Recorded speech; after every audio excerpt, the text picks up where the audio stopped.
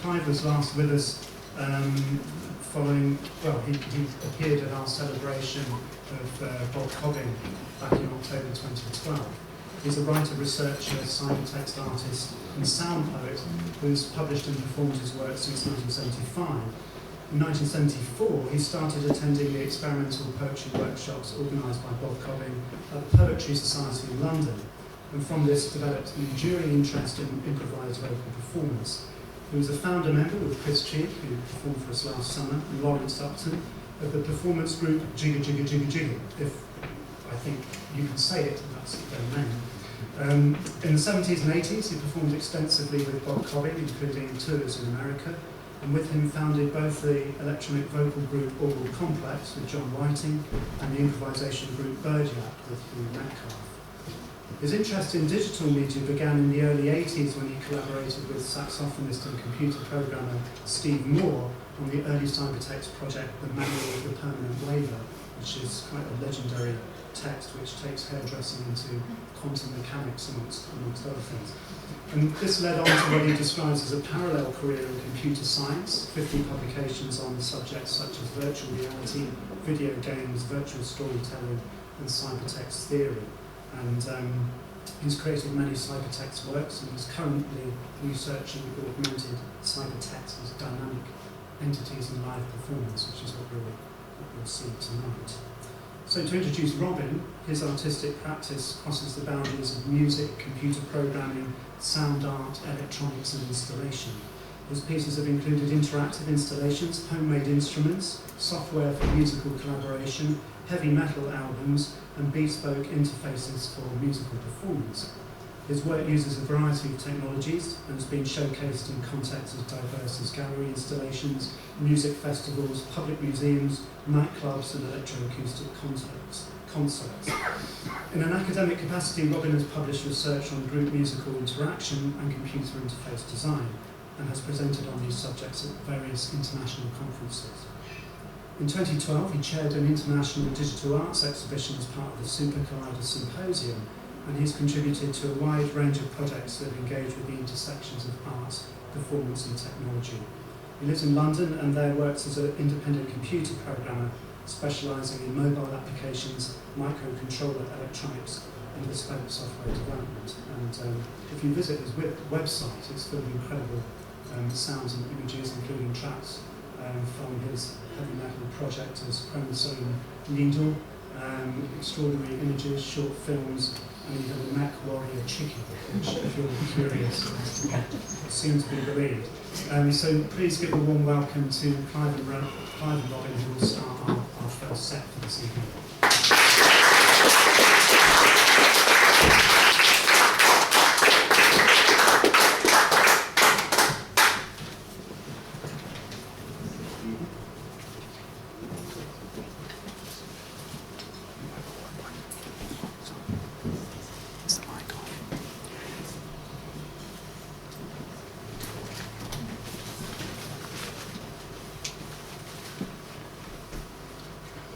Right, I'll introduce this.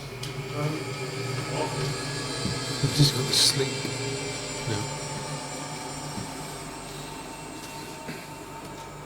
Blue, it was. Blue, it just. Blue kept them alert. Blue, it was just. Blue, it was just causality. Blue kept them alert. Strange, normal rules it was just causality. It was strange, normal rules. It was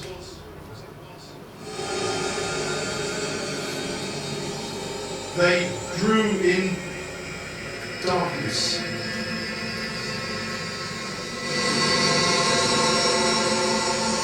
They have become masters of ways of making issues of fun, and it was always the question of how much, where will it go, what will it affect what else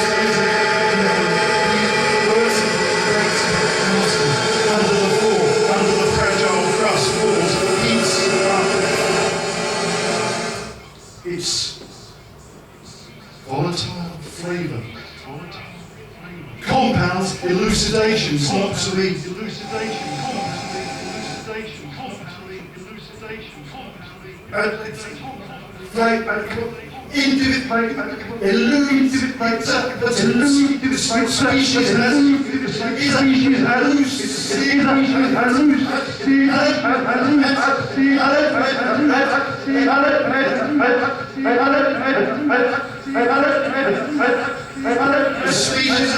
a species of individuals, a species of individuals, a species of individuals, a species of individuals, that's all, it's a species, that's all, it's a species, that's all, it's a species, that's all, it has been, it's not, it has been, again, it is not now, it will be connected, it will be posed as a solution, it's posed as a solution.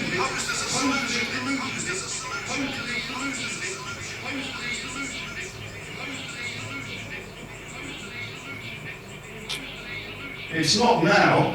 It's not now. It's not now. It's not now.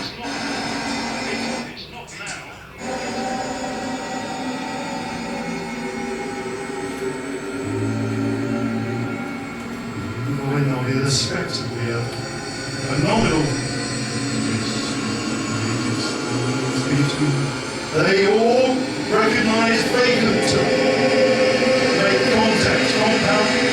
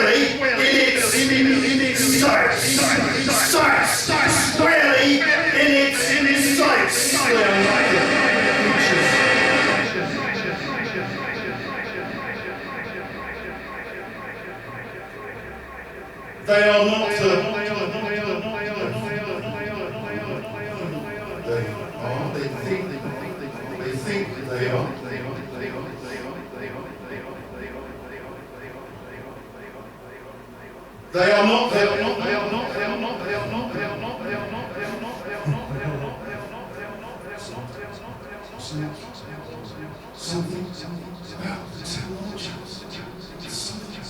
not, something is wrong, something is not as good as it should be. This is how I know that when up before, perhaps with everything that counted, free will is an illusion they cannot reject.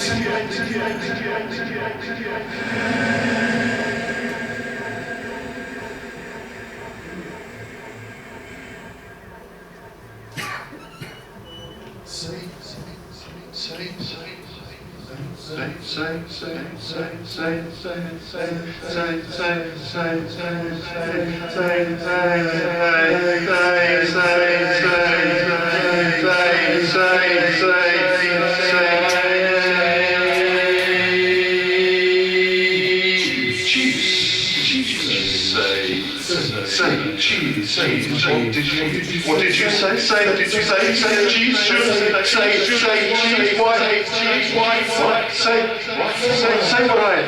what I say cheese say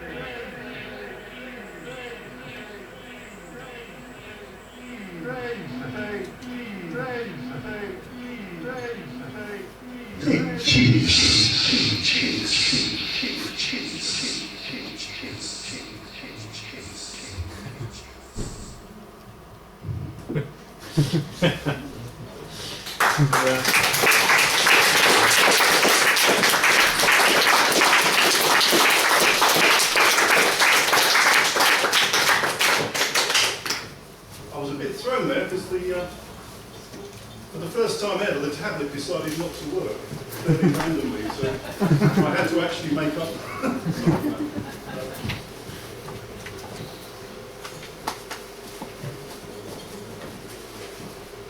One thing, perhaps the thing that fascinates me at the moment is what has been called the ergodic text. And it's the idea that if you separate out what Arsef calls the ergodic is the path, in other words, your route through the text, and the work you do to perform. And too often these days we read books and we turn pages, and the work we do in actually reading something not only goes unnoticed, but it also doesn't contribute to the experience, the meaningful experience. So you just turn pages, the pages are not arranged in any particular way relevant to the words and so on. So one thing that interests me is this idea of the ergodic text. And I've been writing about it and I've been researching it. And last time I was here, I performed a piece called Diving the Dimmy, which is a poem I wrote on the way to a Bob Cobbing tribute evening some 11 years ago. And I just read it off 3 sheets of white paper. And as I came away, I thought, well, I thought the performance was okay, but 3 sheets of white paper doesn't tell the story. So I've since published it as a kind of fan folk. And the idea is this is a dive. Robin and I learned to dive together. So this was one of our first sea dives, but we didn't dive, we weren't experienced enough to dive together. We had a dive buddy each. This is basically one recto, one verso, and there's one page turn. And that gets you back to the beginning. Now, if you're interested, there's some copies of this. You can take a look, feel free. For tonight, I thought, well, that's all very well, but I'm going to read a slightly different version of it that I think, in terms of the work involved, is far more appropriate. So this is Diving the Dimmy as a Mobius strip. I didn't invent this, somebody else, Madeline Ginn certainly used ideas like this many, many years ago. A couple of things. A reg is the thing you put in your mouth that you breathe through. The regulator, the divers call it a reg. And a rib is a rigid inflatable boat. So,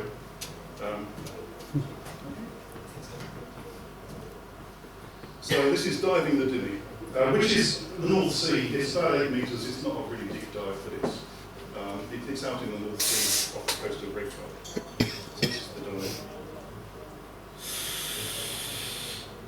Dump some air, dump some more.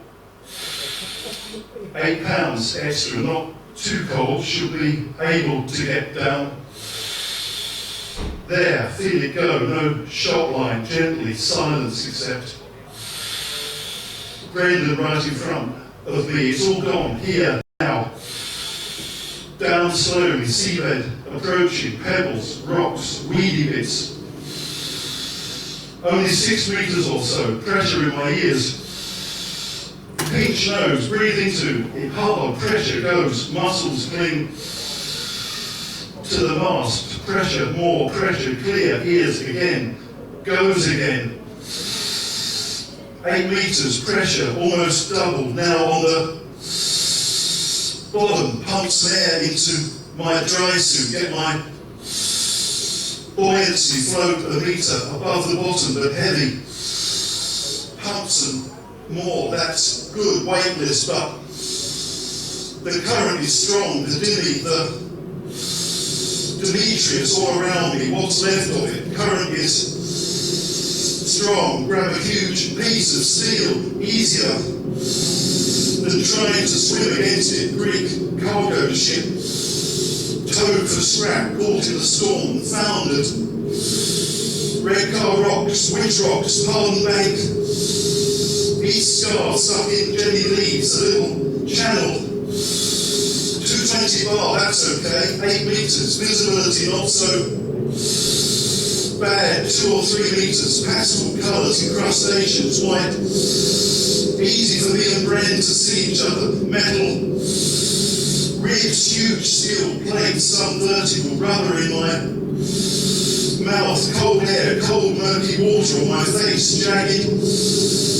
steel to cut and tear, gloves, neoprene for warmth, get cut and snagged, crab, big crab, more shellfish, some seaweed, no fish, bubbles scare them off, not like the tropics, not as easy as dry suit, undersuit, gloves, head, mask is filling with water, breathe out through the nose with mask raised to clear, fit back, Demetrius, Hendrika, Montalban, all on the rocks, other further out, 40 metres or so, prop, shaft, somewhere here, totally lost. But Brendan knows where we are, spare propeller, flat. In the 3 metres vertical plates, coral and looks familiar, been here already, doing a figure of 8, more metal, current too strong, hang on, follow Bren, more jagged plates, lee of the current, easier, 150 bar, okay, still 8 metres. Haven't looked at the compass, plenty of air, huge mass of steel, the boiler, but Bren signals up. Dump some air from my suit, fin up, gently, 1 minute to the surface, pressure bubbles in my ears, screeching. Not deep enough to get a bend, almost though, see the surface, can't see through it, getting lighter, sun lighter. I'm getting lighter, pressure dropping, air expands. Surface breaks, waves sounding, boats slapping. Water voices, the rib down current takes us to it. Leave the reg in for safety, grab the side rope. Hang on, catch my breath. Now drop the reg, pass up my weights, release the dry suit pressure hose, pump some more air into my BC, release its clips, twist out of it. On the rib they haul up my BC and tank, fin up hard and fall into the rib, Dimme's mast top just before me, Palm Bank, East Scar, further dry green grey, High Stone right.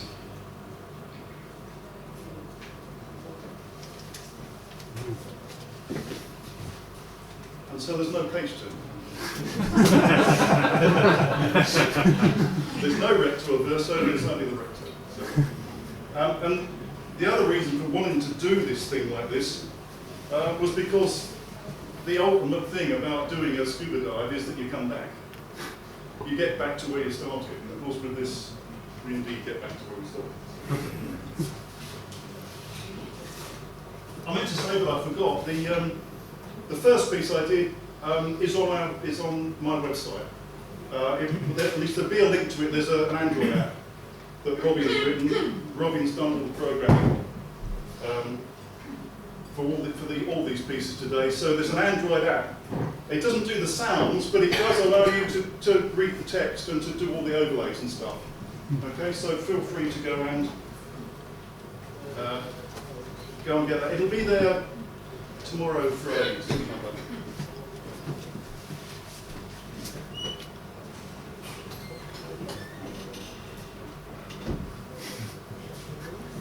Now,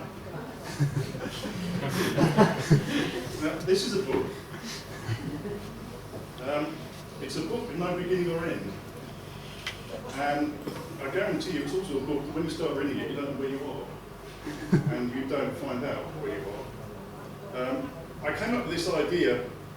On my website, there's a little piece about Bill Griffiths' piece, ergodic text from many, many years ago called The Horseshoe Falls Niagara, in which he used some paper strips to cut out a cube.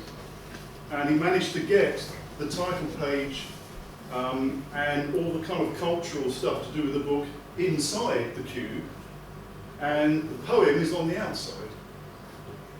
So he's kind of turned the book inside out and turned it into an ergodic text way before anybody thought it would. So, and I thought, well, Bill did a cube, I'll do a dodecahedron.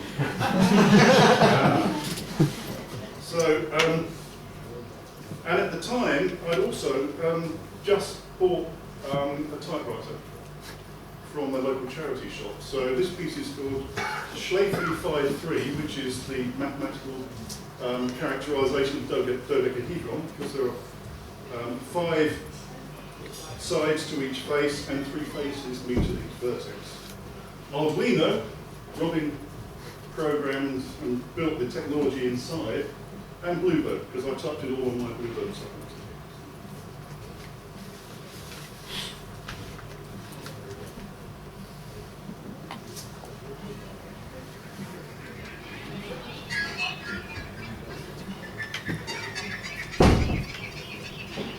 Probable absence of recognizable plot suggests perhaps Andy Brown, the one holding it, having the right to speak, like no other, to handle in a manner of play, turning to fun. Also late Neolithic and Bronze Age, almost Iron Age in concept. 5 solids meet these criteria, and each is the unfinished surface is round and even, but not smooth. The incised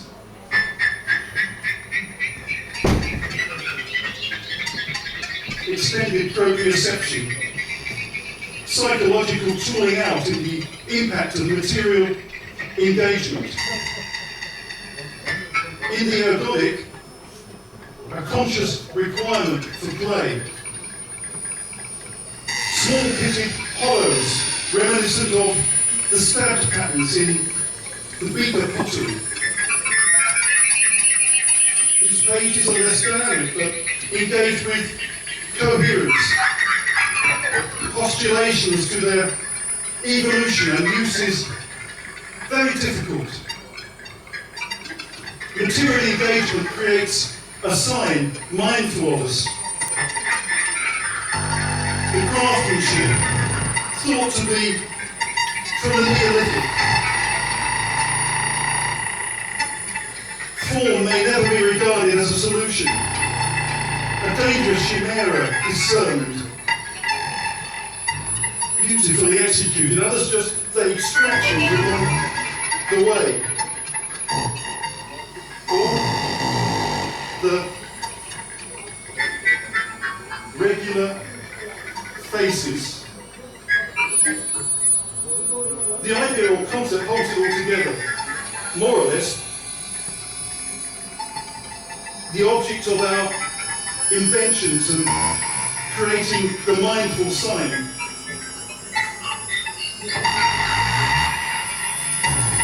The way by turns must become more or less distinct. All page turnings are reversible idealizations, loose rather than lucid in coherence of formulation, then to resurface on another polygon. Straight lines and tiny cubes with triangles in the interspaces.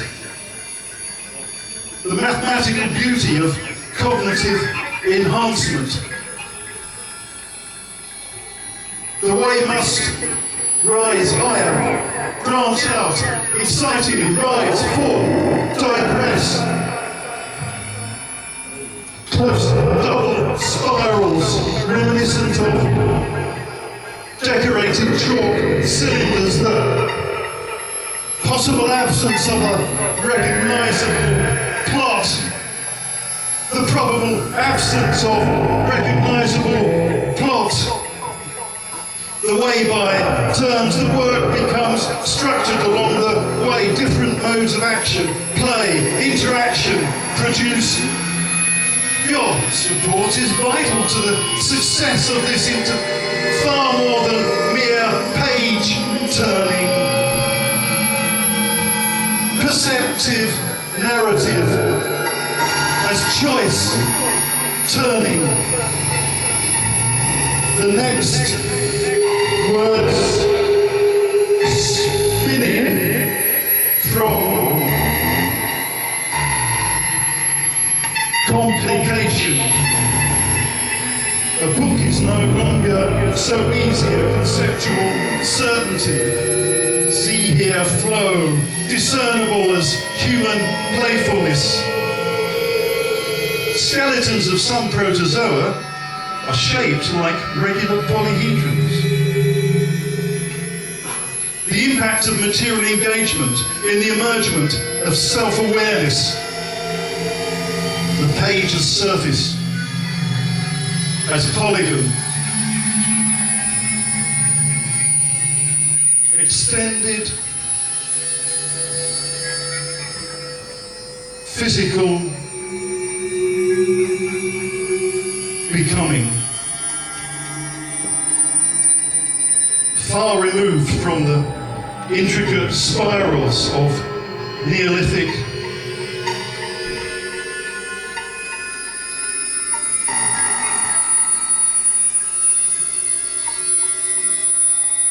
small, pitted hollows reminiscent of the stabbed patterns in beaker pottery.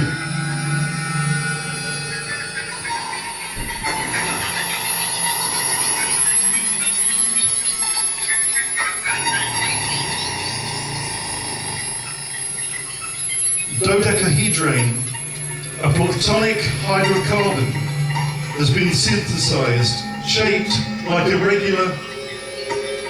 These criteria, and each is named after its number. Turning this surface means turning all surfaces. The page as surface, as polygon, as pent.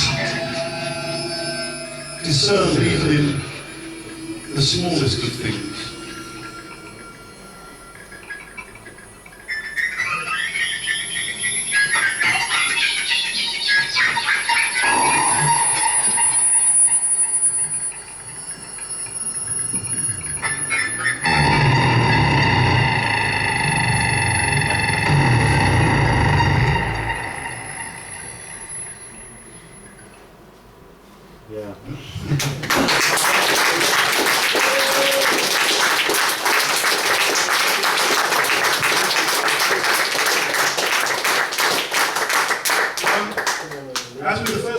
there's a virtual 3D model of this on my website.